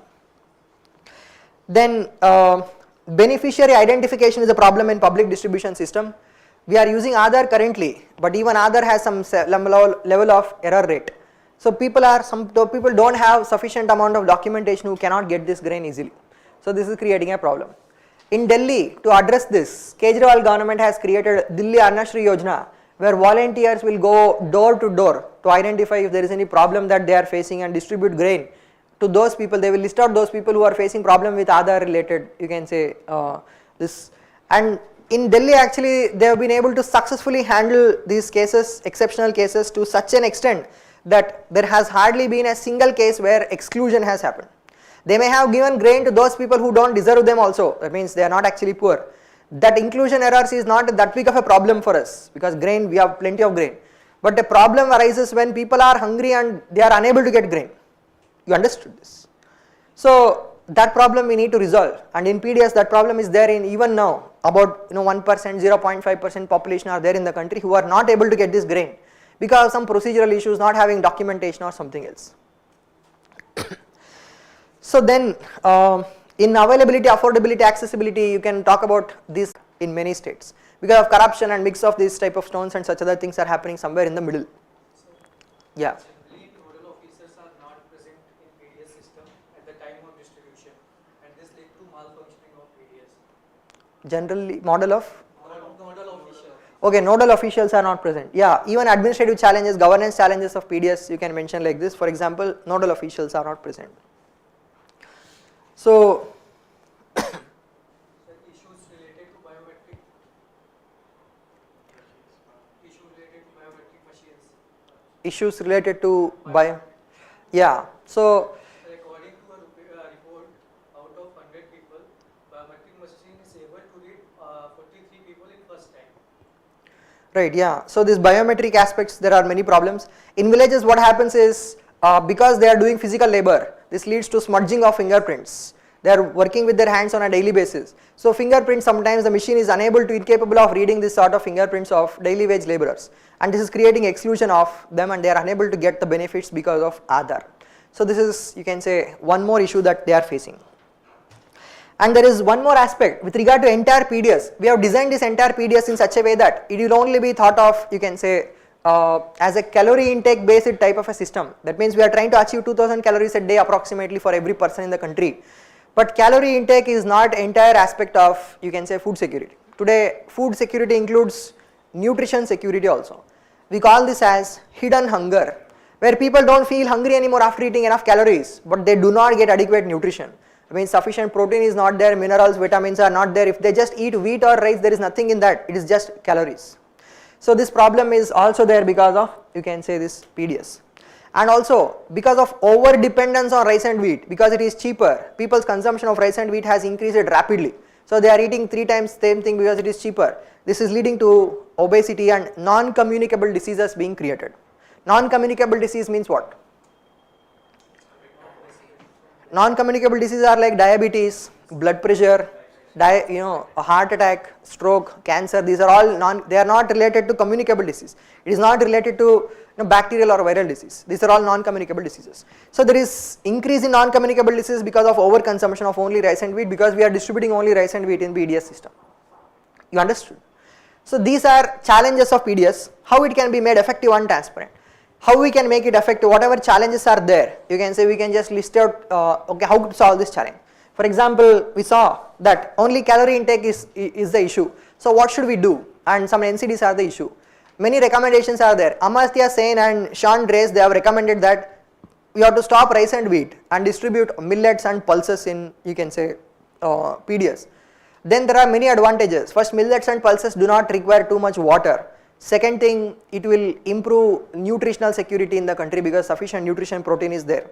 Third thing, diversion of rice and wheat is more compared to diversion of millets and pulses. It will not usually be more because demand for them is relatively less in the country.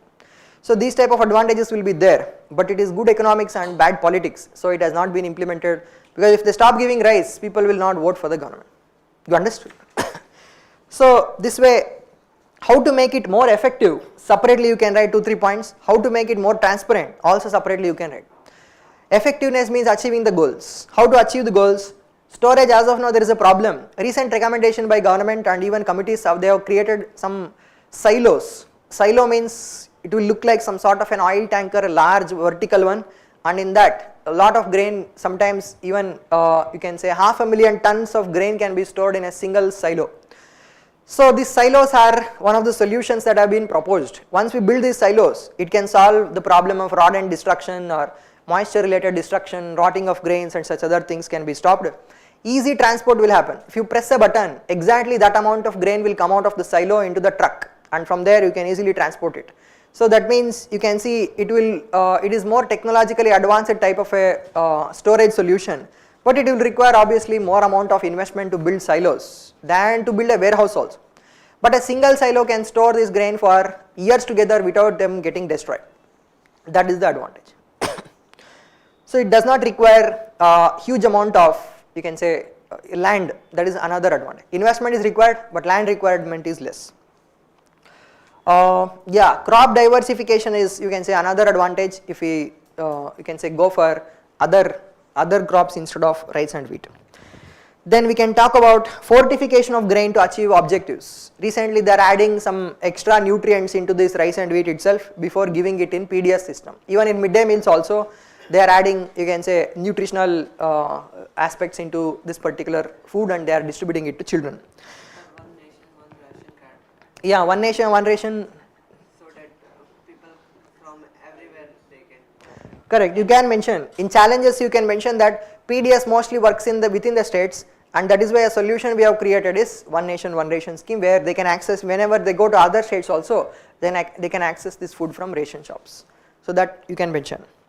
So this is ground level beneficiary identification, Delhi Anashri Yojana, and shift to millets and pulses, one nation, one ration card. These are all to increase effectiveness and to increase transparency. You can talk about, you can say, these rotting grains are being used to make fuel, so that corruption and, you can say, transport of these grains, diversion of these grains will reduce. And then tracking movement with RFID. That means in Arunachal Pradesh PDS, what they have done is they have linked every truck with a RFID tag. Whenever a truck moves across a particular checkpoint, they will record at given point, clear timestamp will be given. Truck should not stop more than a certain amount of time at any given point, so that diversion of this grain will not easily happen. So because of this, actually Arunachal PDS has reduced corruption to less than 10%, whereas the rest of the country is at still 50% level of corruption. So using technologies like Arunachal Pradesh, this Arunachal Pradesh is a small state and it is easy to implement there, but if you want to scale it up to larger states like Uttar Pradesh, it is going to be very difficult. But still, if we can achieve in one state, we just have to focus on scaling it and implementing it. Maybe it may take time, but it is possible to implement it. Then electronic weighing machines, and many countries are already using this sort of, you can say, IoT. IoT means what? Internet of Things, where you can say connectivity between all these trucks, and even each sack will have some sort of a tag. When you go to buy a cloth itself, they have RFID on these cloths, which costs only 5 rupees. So nowadays it is very easily available and, you know, cheaply available technology which we can use for, you can say, creating an Internet of Things which will manage this entire logistics of this, you can say, PDS, which will reduce opportunities for corruption and diversion of grain. Then publishing data on the website, social audits, they can also improve transparency. So these are points related to transparency, using RFIDs, social audits, publishing data on websites, and making sure that proper accounting of grain happens, and used grain and will be clearly written down, and wasted grain will be clearly sent to, you can say, make fuel, instead of unaccounted grain being created within the, you can say, system. So this is related to transparency. Same question you can write for 15 marks also, because 2 keywords are given. Then you have to write more points for effectiveness separately and transparency separately. Right now 2 or 3 points are enough because it's a 10 marker. You understood? We discussed more points, even if it is a 15 marker also you can write it. Then coming to question number 4. Elaborate the scope and significance of food processing industry in India. This is also a very simple question, direct question. They have asked exactly whatever is there in syllabus, food processing industry, exactly we have just framed a question. So elaborate the scope and significance means you have to talk about scope of food processing, significance of food processing in India. They are not talking about food processing in general across the world, particularly to India. This is the only question that they are asking. Scope means first you can talk about what is food processing industry. What is it? What does it mean when we say food processing industry?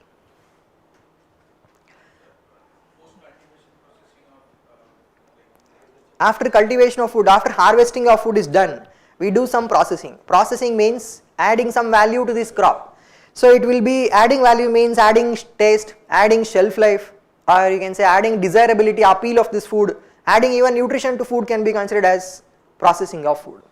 So then what is the advantage of this? You can say that advantages we can write under significance of food processing. So we don't need to write in the beginning itself. So this is the meaning of food processing. For example, you can give converting mango into mango pulp and exporting to other countries as is being done in India, because mango can only be grown in tropical countries. It won't grow in USA or UK or something. Then we can also talk about tomato made into tomato puree. Sometimes tomato becomes, you can say, very costly. Then people can buy tomato puree which is cheaper. So these are all examples of even cottage industries making pickle out of mango is also food processing, because it will increase its shelf life or not. It will increase its taste, desirability, texture and shelf life, everything. That is also food processing. Everything that is related to improving all these things can be considered as food processing. So then scope of food processing. In India actually food and grocery market is the 6th largest in the world, because obviously we have a large population, so food they need to eat. Food and grocery market is 6th largest in the world. And out of that, food processing related market is 32% of this 6th largest market. That means large sized market size is there. Scope of food processing is very large as of now. Scope means scope of the market, scope of demand and scope of supply. This sort of scope you can interpret. So 13% of India's exports is also food processing. Majorly what do we export? If you see, like I said, it is some tropical related fruits. India exports mangoes, eggplant and such other things. That means so some vegetables and fruits we are exporting, some grains also we are exporting, some processed grains, you can say processed foods are also we are exporting. Processed food means, like I said, pickle or pulp or something, puree, these type of things. So this is, you can say this is a present scope. You can also say that the scope is increasing. Why market size of this food processing is increasing? Can anybody tell me, answer? This is a very simple question. Because of urbanization. Because of changing mindset of consumers, people want to eat processed food because it is more tasty. Then less time available for people because of, you can say, increase in employment. Even among earlier, there is familial division of labor where women are responsible to, you can say, cook in the household. But nowadays, women are working. This is leading to reduction of time available for, you can say, preparation of food. This is also leading to increase in demand for processed food. So that means food processing will only keep on increasing, because as more and more people start participating in the economy, female labor force participation rate is going to increase. Then similarly here also you can say processed food consumption will increase. And also there is more desirability of this processed food. More and more people shifting towards middle class population will also lead to, you can say, extra availability of money, which will lead to consumption of processed food. So then you can say there is diversity of agricultural production in India and vast diverse climate. This is supply related aspect of, you can say, availability of processed food in India is high because of In India, most of the food type of, most of agricultural products can be grown. Very few things are there. Some things like whatever grows in Mediterranean climate we cannot grow. Some very small type of things only we cannot grow in India. The remaining majority of the things we can grow in India. So this creates a diverse opportunities for India to grow whatever is, you can say, processable, and we can, you can say, export it or sell it in India as well. So then government is also giving subsidies, and labor availability in India is, plenty and cheap. These are all reasons why scope of food processing is increasing. This is about the first part, that is scope. Then second part is significance. Significance of food processing is important. Why they have actually introduced it in UPSC syllabus itself is because of its significance. Why food processing sector is significant? Can anybody tell me this? It reduces food wastage, correct. Approximately 27% wastage is estimated by Niti Aayog in India's overall food. Sometimes it is up to 50% in fruits and vegetables. Farmers' income. It increases farm income because food processing, where does it gets its inputs from? Farms. That means farmers' incomes will increase, correct. It increases employment of who? Of people in rural areas. That means rural dependence on agriculture will reduce or not. This will lead to rural transformation. Over dependence on agriculture will reduce and more employment is created in manufacturing sector. Disguised unemployment in village areas will reduce because of this. This is another advantage. Exports will increase. Already 13% exports are from food processing. We can keep increasing it. Then Food security can be attained. food security can also be attained. It will reduce, it will increase diversification of food rather than growing only rice and wheat. Now processing is possible. Then you can say increase diversification. It increases employment because it is labor intensive type of an industry, and especially you can say rural employment. Then it will help in structural transformation of the economy because you can say it is manufacturing industry that we are developing. Dependence on agriculture will, people who are dependent on agriculture as of now, like I said, more than 50% are there. We can reduce this number by focusing, shifting them towards, you can say, manufacturing sector. Then we already talked about reduction of food wastage, increase in food availability, reduction in cost and reduction in food inflation. How does it help in reduction in food inflation? Because due to shortage at the same time, due to shortage of food, the prices of food is increased, and this lead to. So for food inflation happens because of shortage of food. If we can reduce food wastage and increase availability of processed food, instead of buying tomatoes which are 100 rupees a kg, they will buy tomato puree which is 20 rupees a bottle. That means it will lead to people shifting away from this. If fresh food is costly, they will buy processed food. If processed food is costly, they will buy fresh food. It will create choice for consumers or not. That means inflation will not happen in the food, serious amount of inflation will not happen. So these are advantages. It may even reduce malnutrition because adding nutrition to food also is added as a part of, you can say. So these are all, you can say, significant aspects. That means why food processing sector is significant. That is, these are the reasons, you can say, why we are considering it as, you can say, important. So as of now we are only processing 10% of food in India. That means 10% value addition is happening. Imagine tomatoes are 10 rupees, puree is made into 11 rupee worth of, you can say, puree only. So in other countries, in China for example, approximately 55% value addition is happening. In USA 80% value addition is happening. But in India we have not actually adequately, you can say, tapped into the potential of food processing, and if we actually do it, it can help us in a lot more, like we saw a lot of points now. All these advantages will accrue to us if we can focus on them adequately. So this can be conclusion. Then coming to last question of economy agriculture part in this paper. Increased life expectancy has created some new challenges. So the increase in life expectancy in the country has led to newer health challenges in the community.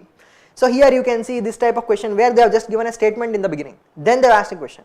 Does it mean you have to address this statement or not? Yes. So that means increase in life expectancy in the country has led to newer health challenges.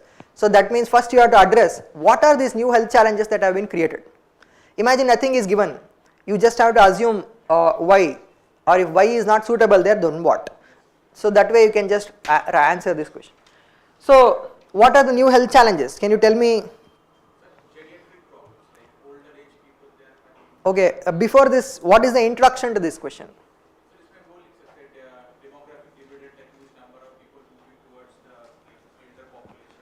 Okay, yeah, overall elderly population in India is increasing. Life expectancy means how many years an average person will live.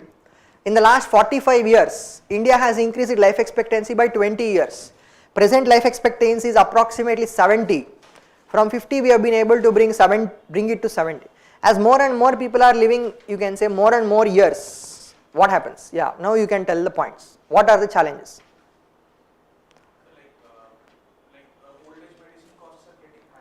Old age medicine costs are getting high. This is an extra burden on the family because medicine costs are increasing. Economic burden. Then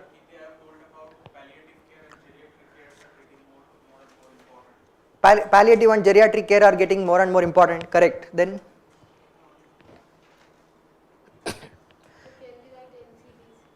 yeah, non-communicable diseases also are a major challenge.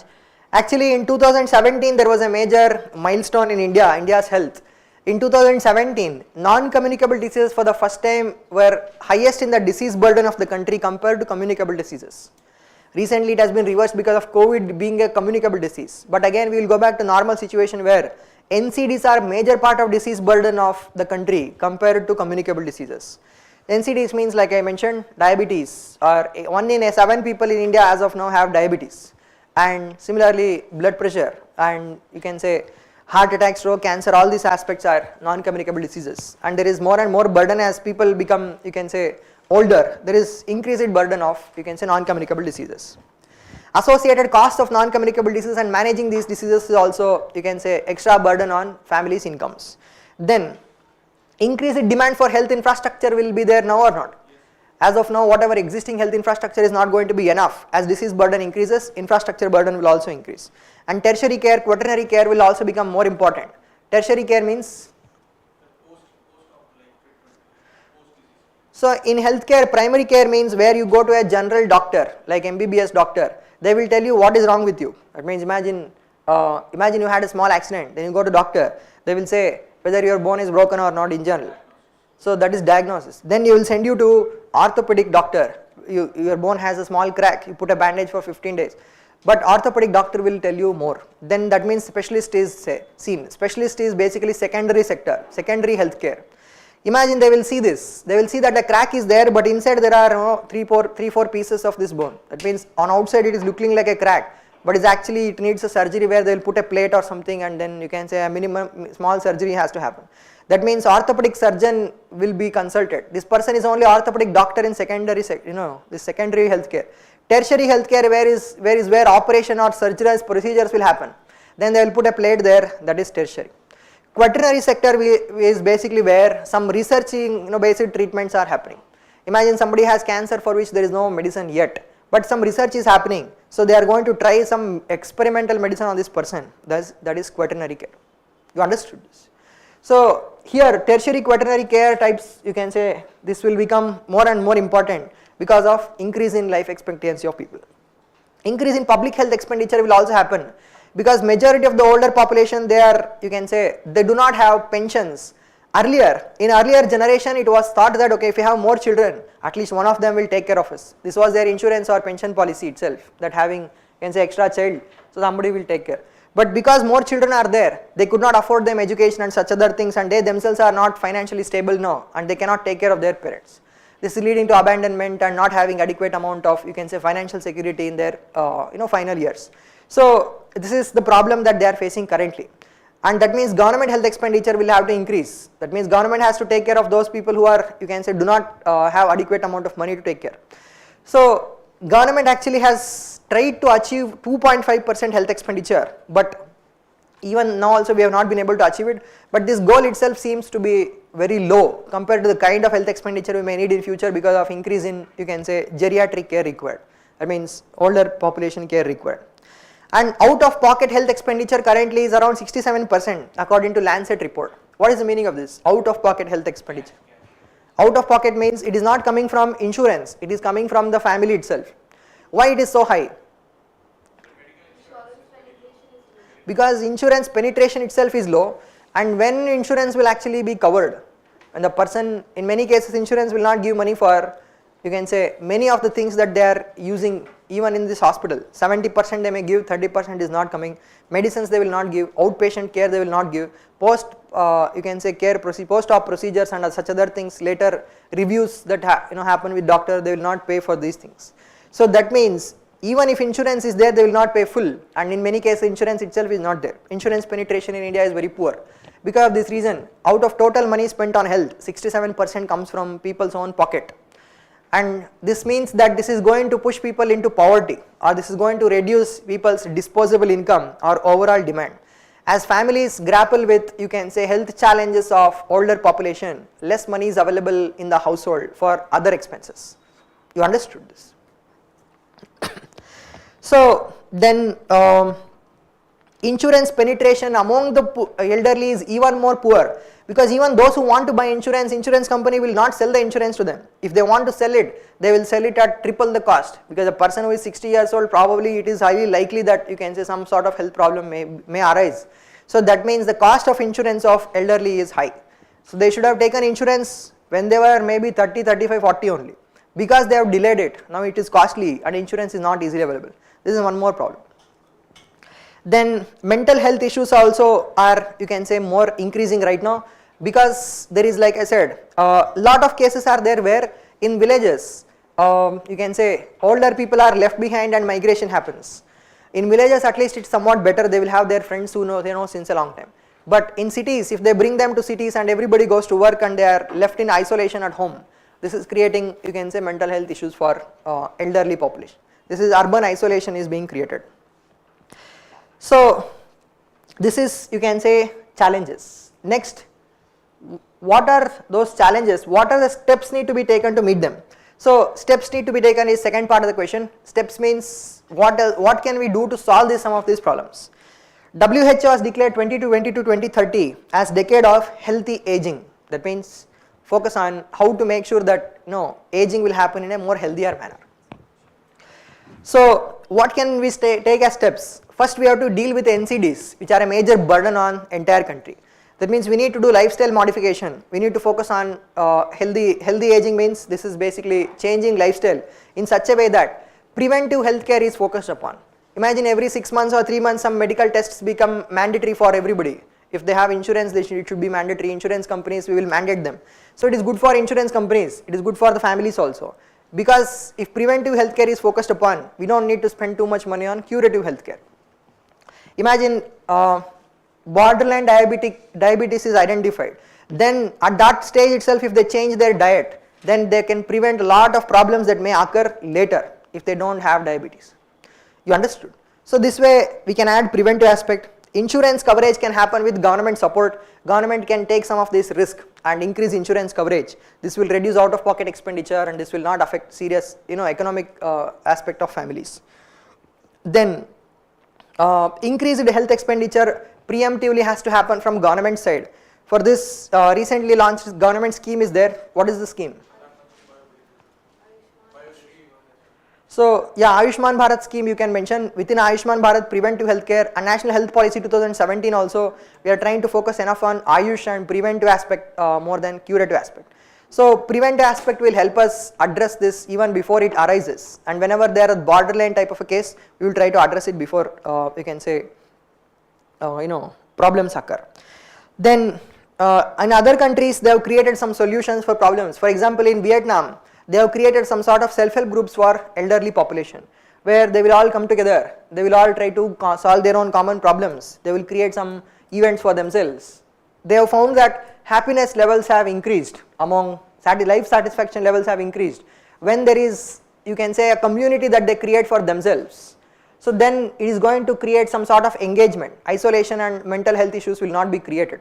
At the same time, they are trying to do some small business or whatever is going to help them, and they are acting as even political pressure groups to influence policy also, because sufficient number of this sort of self-help groups are there in Vietnam.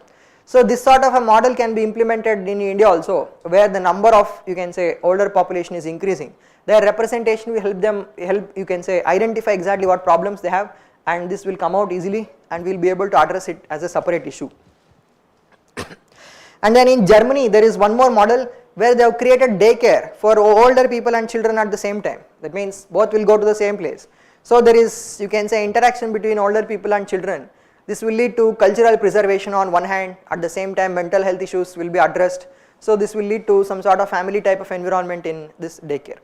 So daycare will have its own, you can say, handlers, everything will be there, but along with that you can say this older people and children, they have same daycare will be there. So this sort of, you can say, model has been implemented in Germany. We can try in, you can say, India as well to address this in cities especially. So these are some of the steps that we can take to address this problem related to health challenges, both physical health and mental health, preventive health and curative health. You can think of points in this manner and you can address this question. So now we have covered, I think, yeah, next question is some science and tech question. We have covered economy and agriculture questions. Yeah. From which point of the syllabus is this question is Life expectancy. This point actually they have not asked it particularly from any line. This is actually from GS2 question. In GS2 health and education, governance and development process, there it is there. But in GS1 as well, right? Population related issues. yeah, but if a question is being asked in GS3, they are expecting you to answer it in terms of economic costs, public health expenditure, out of pocket family expenditure, expenditure on the family, its impact on demand. Same question if it is asked in GS2, they are expecting you to answer it in governance related aspects. What kind of health expenditure, what kind of laws need to be passed, should we give health as a right, under what provisions of the constitution health is there, article 41 in DPSP, fundamental right to life is dignified life. You can see change in points. And in GS1 if they are asking this question, then you are talking about social aspects, how caste and class influences older population, how in cities older population are affected, in rural areas if they are affected. So how you can say family and kinship changes are happening. So same question, your answer will be different depending upon the context of the question. If they are asking it in GS1, 2 or 3, your answer should not be same. Sometimes they even ask exactly same question in GS2 and 3. Once when I wrote mains, I saw a question on I think globalization.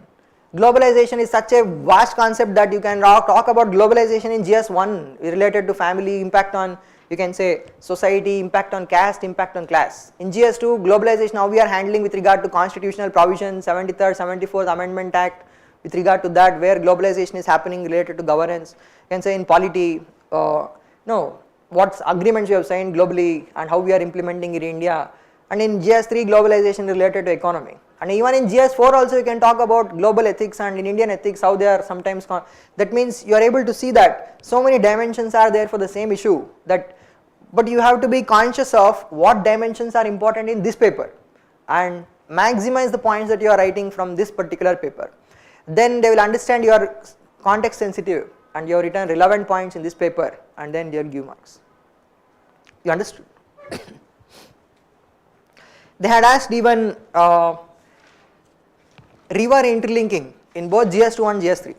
In GS2, you have to talk about how coordination between all the states is difficult for river interlinking, jurisdiction in 7th schedule it will fall under, water is under who, waterways is under who, or land is under who. These type of problems will occur. Constitution and law and coordination, interstate council 263 article, these are the important points. And in GS3, it is not about governance, it is about economy. Is it going to create what kind of impact it will create on economy? How much investment is necessary? Will there be good returns compared to say national waterways, logistics related aspects, and you can see increased availability of water will lead to more irrigation, agricultural improvement. These are all economic points. You understood? So this is basically being context sensitive with regard to your answer. If you are able to write, you can say context sensitive answers, you will get maybe half 1 mark more. Sometimes if you are not aware of the context, you forgot completely which paper you are writing, you lose 2 marks there. You understood? It happens sometimes in exam where you are overly focused on this minute aspect of this question, you forget about, okay, what day is today, which paper I am writing, first session, second session, everything. So then this will happen that you write GS2 answer for GS3 question. So that is why it is important to have that presence of mind, identify, okay, this is the paper and this is it. So this is the end of discussion of economy and agriculture part. We'll end the discussion here. Thank you.